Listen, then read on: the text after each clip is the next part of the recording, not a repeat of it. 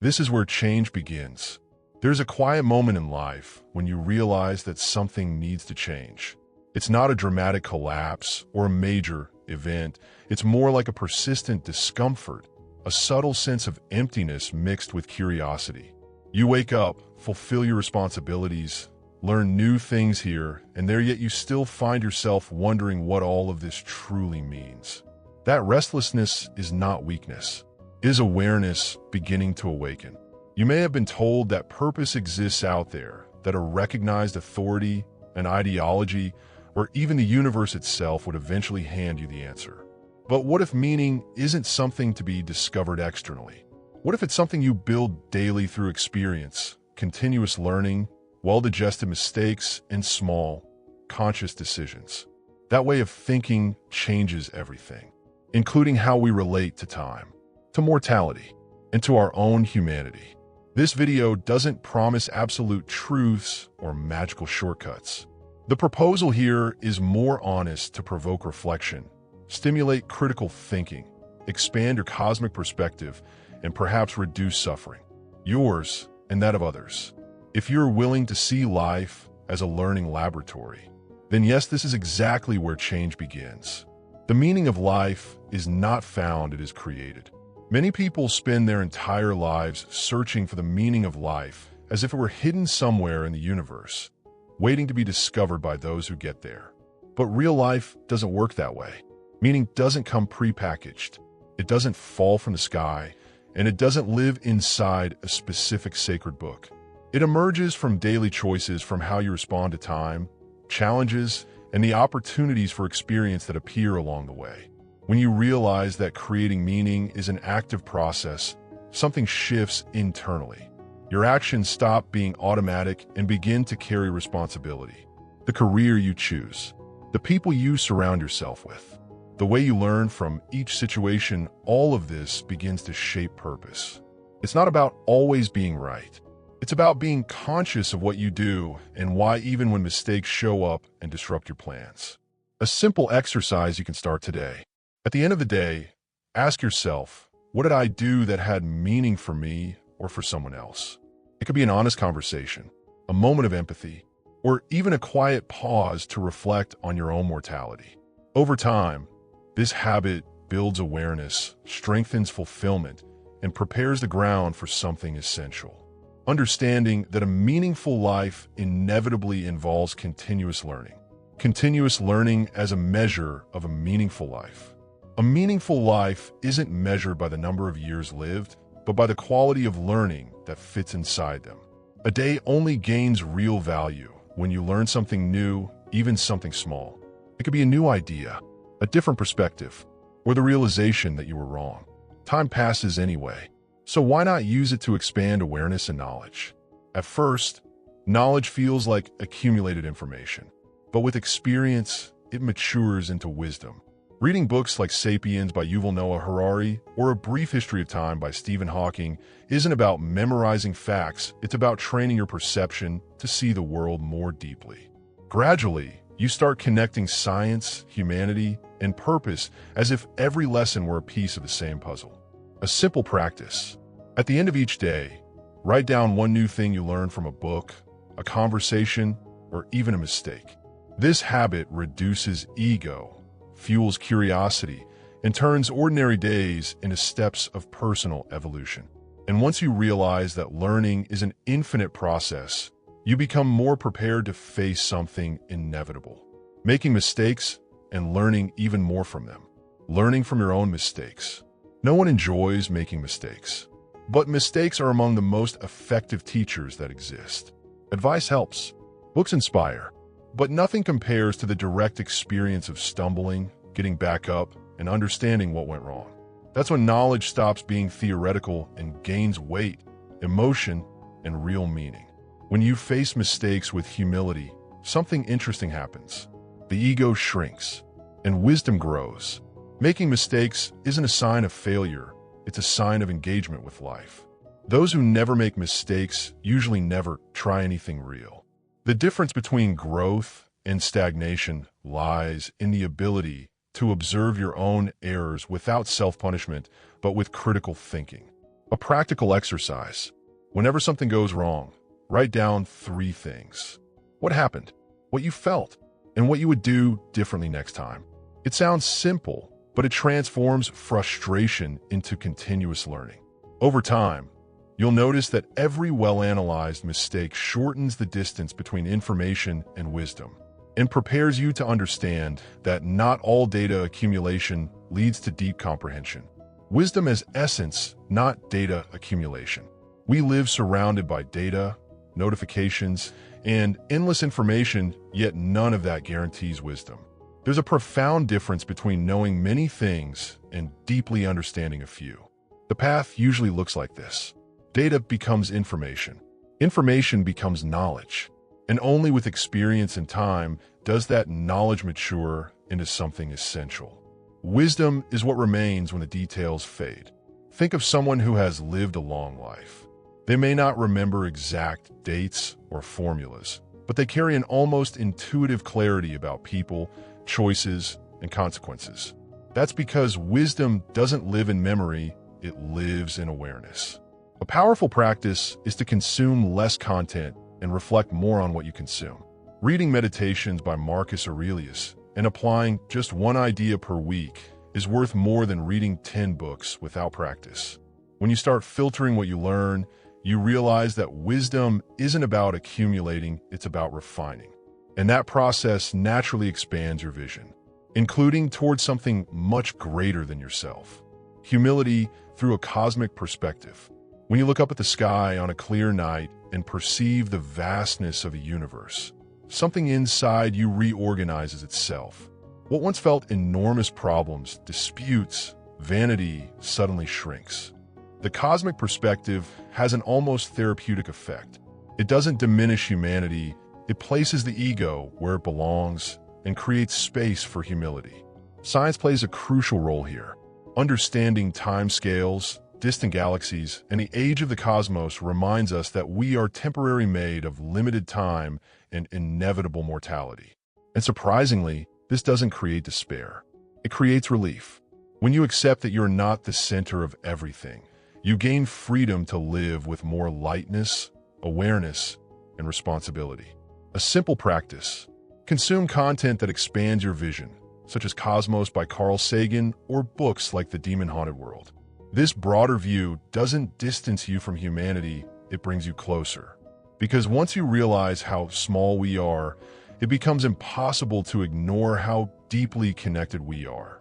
We are made of stardust.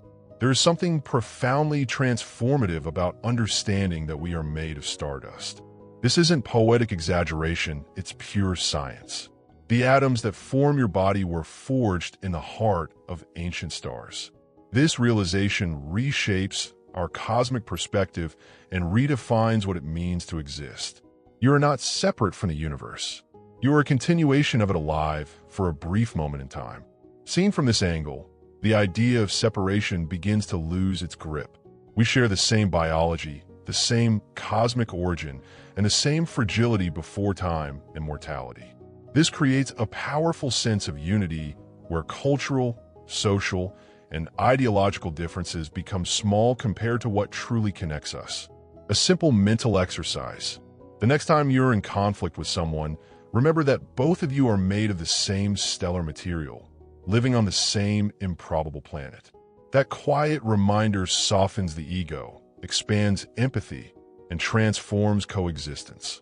And when you grasp this essential equality, an inevitable question arises. What truly makes us special? A shared origin. Regardless of beliefs or cosmic metaphors, one fact is undeniable. All human beings share the same biological foundation. Our bodies work the same way. We experience pain, fear, joy, and hope in remarkably similar ways. This simple realization shifts focus from difference to unity. When we understand this shared foundation, it becomes harder to sustain ideas of superiority or absolute separation.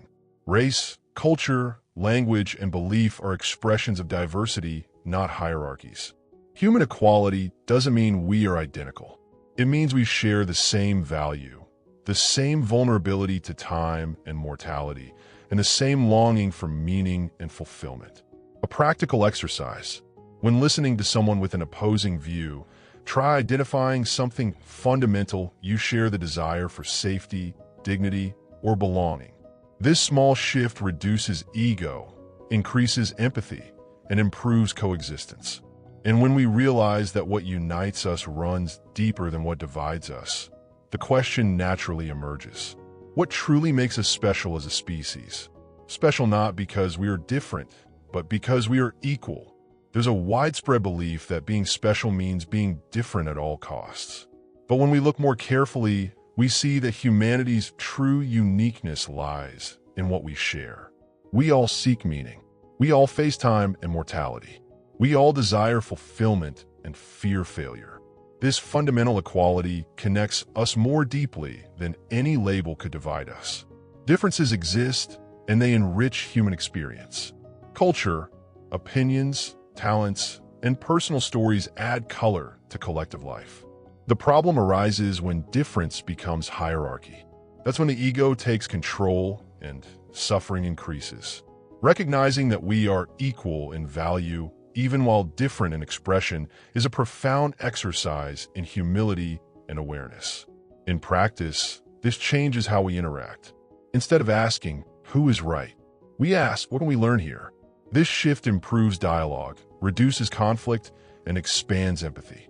And when equality becomes a daily practice rather than an abstract idea, a deeper sense of responsibility for one another naturally emerges, something essential for reducing collective suffering. Reducing the suffering of others as an ethical duty. At some point in life, we all realize that meaning isn't found only in what we achieve, but in the impact we have. Reducing the suffering of others doesn't require heroic gestures. It begins with attention, presence, and empathy. A listening ear, an honest word, or a small act of kindness can change someone's day and, in the process, change yours as well. When we understand this, life gains another layer of purpose. Helping isn't occasional charity, it's human responsibility. We are a social, interdependent species, sharing the same space, the same time, and the same vulnerabilities. Ignoring another's pain is ignoring our own humanity. Acknowledging it, on the other hand, expands awareness and strengthens real connections. To start practically, choose one intentional action each week. Mentor someone younger, support a local cause, or simply practice more patience in daily life. These small actions accumulate experience, generate continuous learning, and create a deep sense of fulfillment. And the more you practice, the more you realize that easing suffering also prepares the ground for something essential. Learning to question with openness, not hostility. Curiosity over absolute certainty. There is something deeply liberating about admitting that we don't know everything.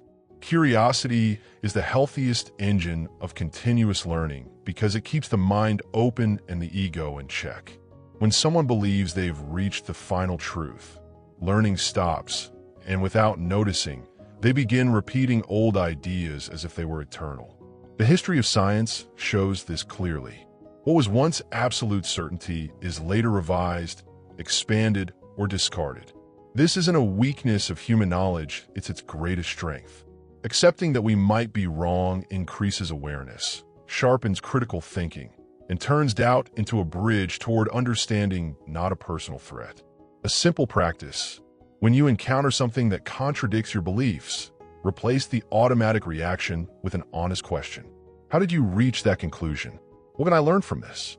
Reading authors with different perspectives also helps, from science communicators to basic philosophy. Curiosity doesn't erase convictions. It matures them, and that maturity is essential for questioning ideas without turning every disagreement into conflict. Critical thinking instead of tribal conflict. Critical thinking begins when we understand that disagreement isn't attack and questioning isn't disrespect. In polarized times, it's easy to fall into tribal confrontation, us versus them. But that posture rarely produces knowledge or reduces suffering. It only feeds the ego and closes doors to learning. Questioning with curiosity changes everything. Instead of automatically rejecting or blindly accepting an idea, you investigate, compare evidence, and observe context. This habit strengthens awareness and aligns closely with scientific thinking, where hypotheses exist to be tested, not defended as personal identity. Ideas are not people. Confusing the two creates unnecessary conflict. In practice, pause before reacting. Ask yourself, is this true? What are the sources? What might be missing here? Reading thoughtful science communicators and critical thinkers helps greatly. When dialogue replaces attack, debate stops being war and becomes collective construction. And this mindset opens space for an even greater challenge: living with differences without turning disagreement into hostility. Plurality and coexistence. Living in society means accepting that the world doesn't think, feel, or perceive reality the same way you do. Plurality is a fact, not a threat. Different people carry different histories, references, and experiences, and this expands collective understanding of life. When we grasp this, coexistence shifts from competition to exchange. The problem emerges when difference becomes rigid identity. That's when ego steps in and turns opinions into trenches. A healthy society recognizes that it's possible to disagree without dehumanizing. Empathy doesn't require agreement, only the recognition that the other person also seeks meaning, purpose, and some sense of fulfillment within limited time. A simple practice.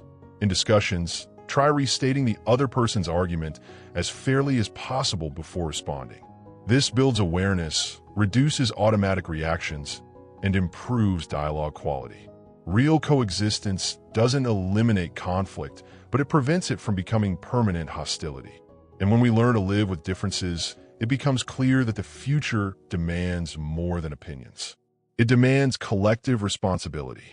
After walking through all these ideas, you may realize that a meaningful life isn't born from ready-made answers, but from conscious choices made over time. Every lesson, every mistake, every honest question shapes your experience and transforms knowledge into wisdom. None of this requires perfection. It requires presence, curiosity, and the willingness to keep learning. If we're all humans sharing limitations, differences, and the same home called Earth, then the question stops being what is the meaning of life and becomes, how are you creating meaning today? How does your day contribute to reducing suffering, expanding empathy, strengthening coexistence, and preserving what sustains life? The future isn't a distant event. It's being built right now in the small decisions you make. Maybe change isn't loud or immediate. Maybe it begins quietly with a new habit, a book, a conversation, or a simple internal question. But every real transformation starts this way. And if this content made you reflect, learn, or see something from a new perspective, continue this journey. Subscribe to the channel, turn on notifications, and follow upcoming content to keep expanding awareness, critical thinking, and purpose.